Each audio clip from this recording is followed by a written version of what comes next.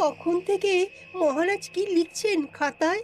মনে হচ্ছে সকাল থেকে চিন্তা ওনার মাথায়। হ্যাঁ, তাই মনে হচ্ছে। আমাদের সাথে কোনো কথাই বলছেন না, শুধু লিখে চলেছেন। একজন মানুষ মনোযোগ দিয়ে কাজ করছেন আর তোমরা ক্রমাগত বকে চলেছো। না, আসলে মহারাজ কি কারণে চিন্তিত সেটা জানতে না পারলে আমাদেরও চিন্তা হয় বই কি। হুম অর্থ বুঝলে, অর্থ।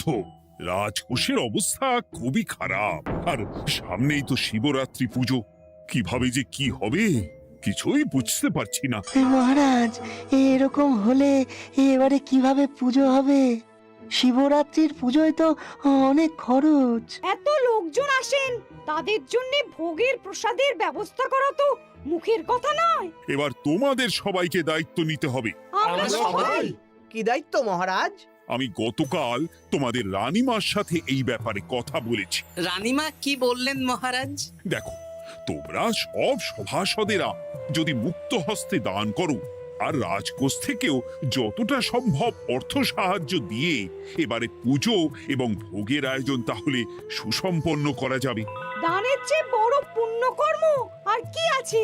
যে সভাসদ সবচেয়ে বেশি দান করবে তাকে পরে কিছু অর্থ সাম্মানিক হিসেবে দেওয়া হবে। আচ্ছা মহারাজ। তাহলে আজ রাজসভার আলোচনা এইটুকুই রইল, বাকি কথা পরে হবে। বলি গিন্নি, আমি খুব সমস্যার মধ্যে আছি বুঝলে। হ্যাঁ, তোমার তো অর্থের টান ধরলেই আমার কথা মনে পড়ে গো। কি করে বুঝলে?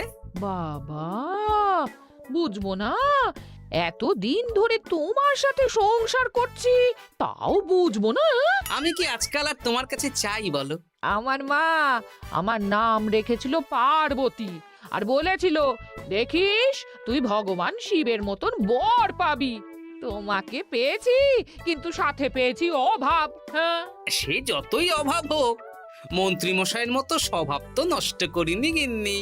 সেই জন্যেই তো তোমার সংসারে পড়ে আছি গো, নইলে কবে এই চাল চুলোহীন সংসার ছেড়ে চলে যেতুম। হ্যাঁ, বলছি শোনো না, এই কিছু মোহরের খুব দরকার।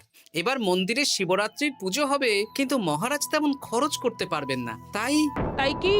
তাই আমাদের সব সভাসদদের বলেছেন দান করবার জন্য। এই দেখো, আমার যা গয়নাগাটি ছিল সবই তো বন্ধক রাখা আছে, নইলে বলতাম। আরে বাবা, সে তো জানি, কিন্তু আর কোনো উপায় নেই।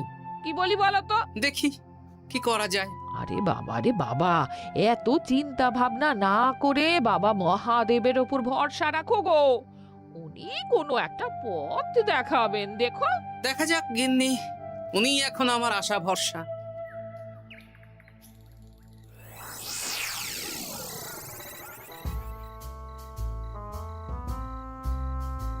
আরে মন্ত্রী মশাই, আপনি তখন থেকে শুধু এদিক ওদিক করছেন কেন বলুন তো? তা কি করব? না, আমরা তো বুঝতে পারছি না আপনার কি হলো। জীবনে অনেক অপমানিত হয়েছি, অনেক মার খেয়েছি, এবার সম্মান চাই। আর কেউ সম্মান না করলেও আমরা কিন্তু আপনাকে বেশ সম্মান করি মন্ত্রী মশাই। তোদের সম্মান আর মহারাজের সম্মানের মধ্যে অনেক পার্থক্য আছে। না, ওই এই ছোট মুখে বড় কথা বলছি মন্ত্রী মশাই, ক্ষমা করবেন। হ্যাঁ, মহারাজ আপনাকে কেন সম্মান করবেন? সামনে শিবরাত্রি, প্রত্যেক বছরের মতন এবছরেও গ্রামের মন্দিরে রাজবাড়ির তত্ত্বাবধানে পুজো হবে, আর সেই পুজোয় আমাকে দান করতে হবে। তা করুন, আপনার কি অর্থের অভাব নাকি? আরে বাবা, সব অর্থ দিয়েই তো তোদের গিন্নিমার গয়না বানিয়ে দিয়েছি, আমার হাতে আর আছে কই? ও, এই সামান্য ব্যাপার। আপনি মাছের তেলে মাছ ভাজুন। হ্যাঁ, আমিও তো তাই বলতে চাইছি। খোলসা করে বলতো তুই কি বলতে চাইছিস? মানে আমি বলতে চাইছি, আপনি আমাদের দায়িত্ব দিন, আমরা রাজ্যবাসীদের থেকে চাঁদা তুলবো, ভিক্ষে করব। আরো অনেক কায়দা করে অর্থ উপার্জন করে আপনার হাতে দেব, আর সেই অর্থ আপনি নিজের বলে চালিয়ে দেবেন। ব্যাস, তাহলে তো আমার 90% চিন্তাই মাথা থেকে নেমে গেল। ব্যাস, আর কোনো চিন্তা নেই।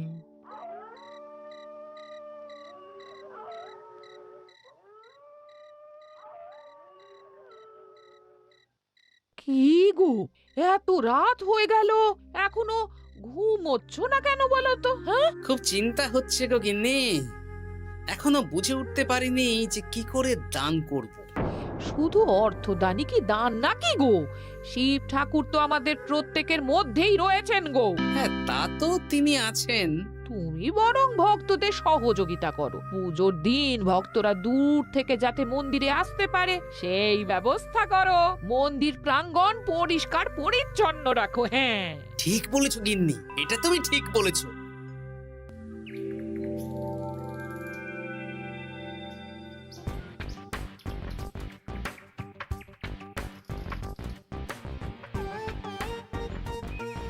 এই যে বাড়িতে কে আছেন? মন্ত্রী মশাই বলুন। হ্যাঁ, তা প্রত্যেক বছরের মতন এই বছরেও তো শিবরাত্রি উপলক্ষে মন্দিরে পুজো হচ্ছে, জানেন তো? হ্যাঁ, সে তো জানি, কিন্তু আমার গিন্নির পায়ে এত ব্যথা যে এবারে আর জল ঢালতে যেতে পারবে বলে তো মনে হয় না। তাতে কি, আপনি দান করুন, বাবা দূর থেকে আশীর্বাদ দিয়ে দেবেন। দান? তা কিসের দান? এত ধুমধাম করে পুজো হবে, তার দান। এ কি, এতদিন ধরে মন্দিরে তো দান দেওয়ার কোনো ব্যাপার ছিল না। এবার আছে। দান করা সবচেয়ে বড় ধর্ম। আহ, আমরা বুড়ো বুড়ি খুব অল্প অর্থে সংসার চালাই। আমাদের ছেলে যেটুকু পাঠায় তা দিয়েই চালাই। আমরা আর কি দান করব মন্ত্রী মশাই? দরকার হলে কদিন না খেয়ে থাকবেন, বাবার নামে উপোস করবেন, আর যে দান করবে না আমি তাকে এই রাজ্যে থাকতে দেব না। ওরে বাবা রে, দিচ্ছি দিচ্ছি দিচ্ছি। আর শুনুন, এই দানের ব্যাপারটা যেন 5 কান না হয়, নইলে কিন্তু। ওরে বাবা, না না না, ঠিক আছে ঠিক আছে। আজকে সারাদিনে ভালোই রোজগার হয়েছে, কি বলিস বটা? হ্যাঁ, কালকে আবার সারাদিন চাঁদা তোলা হবে। চাঁদা নয়, বল চাঁদার নামে দান তুলছি। হ্যাঁ, আর যা ভয় দেখাচ্ছি, কেউ ভয় মুখ খুলবে না। এই তো যাই, এরকম চলতে থাকলেই আমাকে সেরার সেরা দানি হওয়া থেকে কেউ আটকাতে পারবে না। এই তুমি এই ভর দুপুরে বস্তা কাঁধে নিয়ে কোথায় যাচ্ছ গো? একটু জঙ্গলের দিকে যাচ্ছে গিন্নি, শুকনো কাঠ নিয়ে আসি। পুজোর দিন তো ভোগের রান্না করতে জ্বালানি লাগবে, দেখি শুকনো কাঠ নিয়ে রাজবাড়িতে দিয়ে আসবো। বেশ বেশ বেশ, যাও। হে দেবাদিদেব মহাদেব, তুমি একটু দেখো বাবা।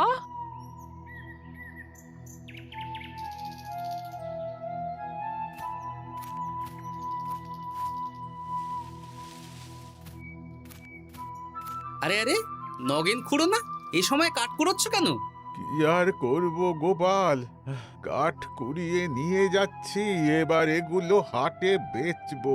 সে কি গো, তোমার ছেলে তো শহরে চাকরি করে বলেছিলে, এ মাসে সে অর্থ পাঠায়নি?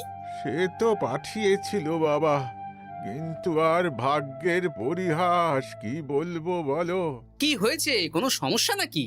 না না না, সমস্যার কথা জানানো যাবে না, জানালেই আমাদের বিপদ। আরে কি হলো, চুপ কেন? কি গো খুড়ো, কিছু বলো। কাউকে বলবে না তো বাবা? না না, বলো না, আমি কাউকে বলবো না, আমাকে বিশ্বাস করতে পারো। আসলে আজকে সকালে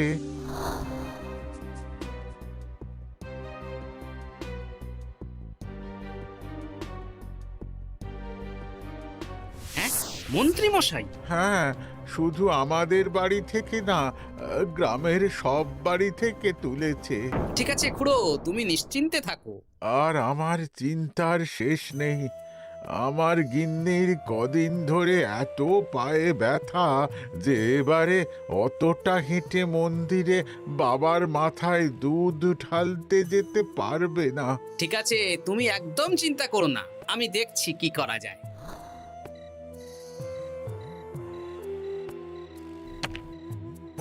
প্রহরী, এটা ভাড়ার ঘরে রেখে দিয়ে এসো।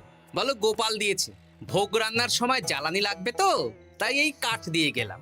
আচ্ছা গোপাল দাদা।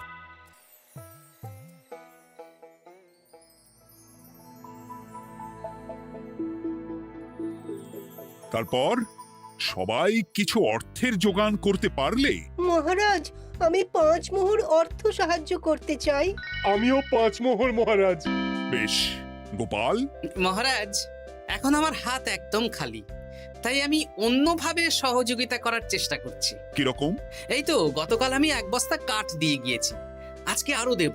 তারপর আগামীকাল মন্দির চত্বর পরিষ্কার করব, আগাছা পরিষ্কার করব, পুজোর দিন ভিড় সামলাবো, যারা দূর থেকে আসবে তাদের একটা গরুর গাড়ি করে নিয়ে আসবো। আচ্ছা, বেশ বেশ, কর। মন্ত্রী, মহারাজ, এই নিন। এতে 200 মোহর আছে, আমি আরো দান করব। আপনি কোনো চিন্তা করবেন না মহারাজ। বাহ বাহ বাহ বাহ বাহ, এ তো বিশাল ব্যাপার। আমি জীবনে অনেক পাপ করেছি, তাই এখন দান করে একটু যদি পুণ্য লাভ হয় সেটাই আশা। বেশ বেশ। পণ্ডিত, তুমি আর রাজবৈদ্য তাহলে পুজোর দশকর্মা দ্রব্যাদি কেনাকাটা শুরু করো। এখন ধারে নিয়ে আসবে, পুজোর পরে সব শোধ করে দেওয়া হবে। আচ্ছা মহারাজ, ঠিক আছে। তাহলে আজকে আমি আর পণ্ডিত মশাই দুজনে বাজারের দিকে যাব আর সব দশকর্মার দ্রব্যাদি কিনে নিয়ে আসব। হ্যাঁ হ্যাঁ, তাই কর।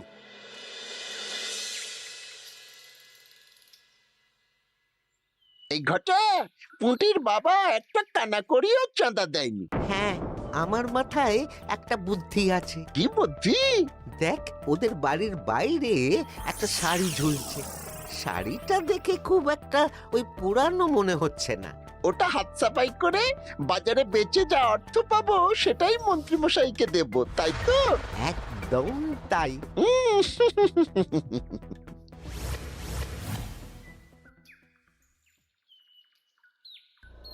হাই পুটি, দেখ তোদের বাড়ি থেকে বটা ঘটা কাকা শাড়ি চুরি করছে। হ্যাঁ, তাই তো। ন্যাপলা, ওরে বাবা রে, মরে গেলাম রে, ওরে মরে গেলাম। পালাও পালাও পালাও, ওরে বাবা। এই কি হয়েছে রে? চিৎকার করছিস কেন? আর বটা ওভাবে পালালো কেন? এই বটা ঘটা কাকা ওই পুটির মায়ের শাড়ি চুরি করে পালাচ্ছিল, আমরা ধরে ফেলেছি। সাব্বাস, এই তো চাই। তার মানে মন্ত্রী মশাই এখন দান করার জন্য চুরিও করাচ্ছে। বাহ! কি ভাবছো গোপাল দাদা? না, কিছু না। আচ্ছা পুটির বাবা, তোমাদের বাড়ি মন্ত্রী মশাই চাঁদা তুলতে আসেননি? এসেছিলেন তো, কিন্তু আমি বলে দিয়েছি আমি পারবো না। নিজেদের বীজ ধান কেনার অর্থ নেই, চাঁদা দেবো কি করে? আচ্ছা, এই ব্যাপার, এবার বুঝতে পেরেছি। অনেক ভয় দেখালেন, চমকালেন, কিন্তু কিচ্ছু দিইনি। তাই বটা ঘটা চুরি করতে এসেছিল, বুঝেছি। বেশ, এই সাবধানে থেকো। কিভাবে যে সংসার চালাবো? শোনো পুটির বাবা, তুমি এক কাজ করো। বলো। জঙ্গলে অনেক ধুত্র গাছ, আকন্দ গাছ আছে। তুমি পুজোর দিন সকাল থেকে মন্দিরের কাছে একটা ফুল মালা বেলপাতার দোকান দাও। এটা ভালো বুদ্ধি দিয়েছো। আমি তো এখন মন্দির প্রাঙ্গণ সাফ সাফাই করতে যাচ্ছি, আমি বরং কাজের ফাঁকে তোমার জন্য একটা ছাউনি দিয়ে মন্দিরের কাছে দোকান বানিয়ে দেব। তাহলে তো খুবই ভালো হয়। এই পুটি, তোরাও আমার সাথে চল, হাতে হাতে সাহায্য করবি। চল চল চল। চলো গোপাল দাদু।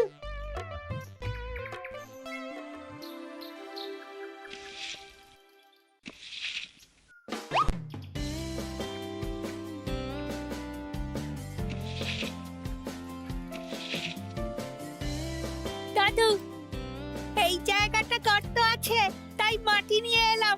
এই তো বুদ্ধিমান ছেলে, এবার ঢেলে দে। ব্যাস, এখানটা এবার ঠিক হয়ে গেল। দেখি এবার মন্দিরের পিছনের দিকটা একটু পরিষ্কার করে দিই।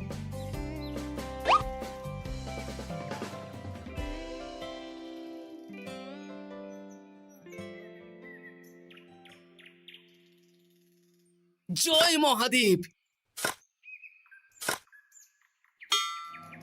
কি কিসের আওয়াজ হলো? হ্যাঁ দাদু, কিরকম একটা টং করে আওয়াজ হলো। দেখি তো। আরে বাবা, এটা ঘোড়া মনে হচ্ছে। হ্যাঁ তাই তো মনে হচ্ছে। জয় মহাদেব। বের করো বের করো। এই তো।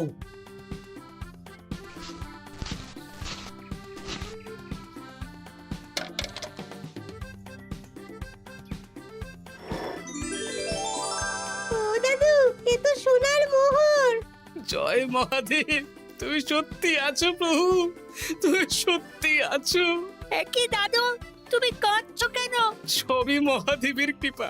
মহারাজ বলেছিলেন দান করতে, মহাদেব নিজেই নিজের পুজোর ব্যবস্থা করে নিলেন রে। হ্যাঁ, তাই তো দেখছি দাদু।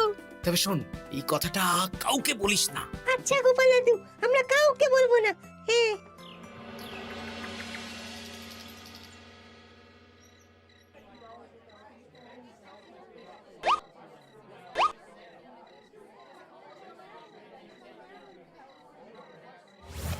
এবার আগামীকাল পুজো।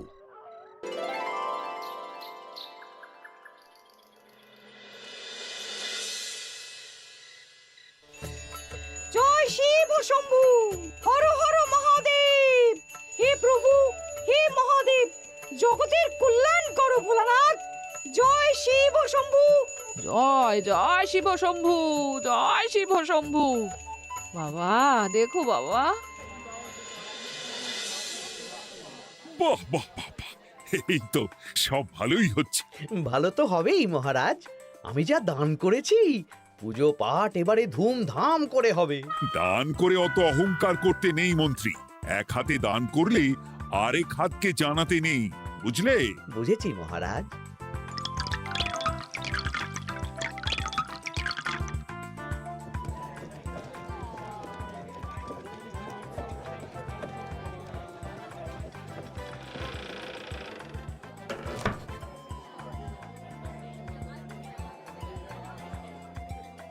আসুন খুড়িমা, আপনি আসুন।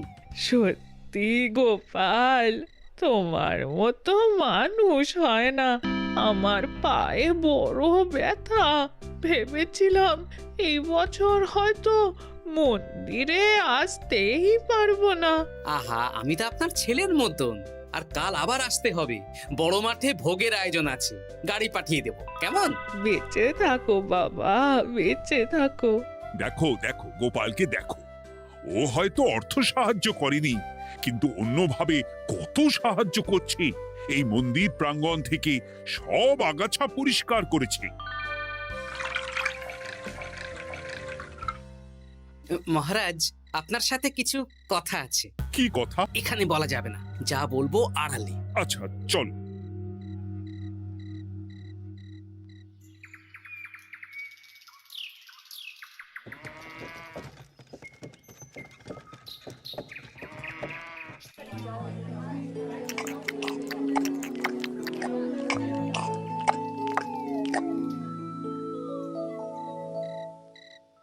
আজ সান্ধ্য সভায় সবাইকে আমি ডাকলাম, তার একটাই কারণ। কি কারণ মহারাজ? কি বলবেন আজ?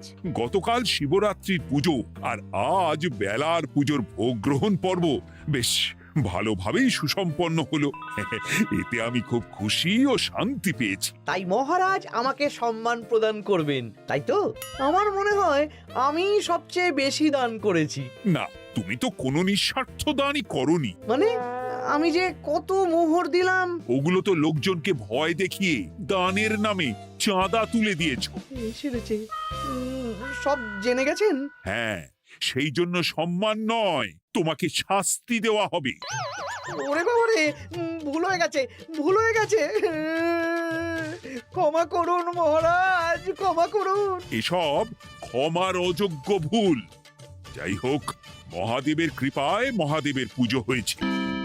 তুমি যে অর্থ লোকজনের কাছ থেকে তুলেছিলে সেটা লোকজনের মধ্যেই বিলিয়ে দেওয়া হবে। তাহলে পুজোয় যা খরচ হলো তার বকেয়া কিভাবে মেটাবেন?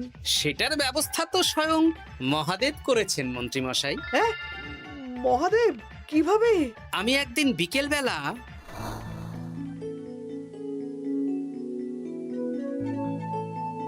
ওরে বাবা, এক ঘোড়া সোনার মোহর। হ্যাঁ, এক ঘোড়া সব মহারাজকে দিয়ে দিয়েছি। আর এই দান সংক্রান্ত যে অর্থ সাম্মানিকের কথা বলেছিলাম তা পাবে গোপাল। ধন্যবাদ মহারাজ। তবে মন্ত্রী মশাই যে অর্থ লোকজনের কাছ থেকে বলপূর্বক তুলেছেন সেটা দিয়ে গরিব চাষি ভাইদের বীজ কেনার অর্থ দান করা হবে। আর মহাদেবের কৃপায় যে এক খড়া মোহর পাওয়া গেছে তা দিয়ে বকেয়া মেটানো হবে। সাবাস গোপাল, সাবাস। এই না হলে আমার গোপাল। সাধু সাধু আর মন্ত্রী মশাইকে কি করা হবে? ওকে কাল শাস্তি দেওয়া হবে।